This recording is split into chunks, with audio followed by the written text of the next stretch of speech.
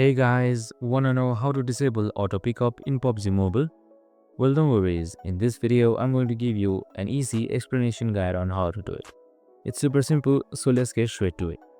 Now first off, simply open up your PUBG Mobile application, and once you've done that, right here you can see this small arrow icon on the bottom right. Just simply press on it and then select settings right here.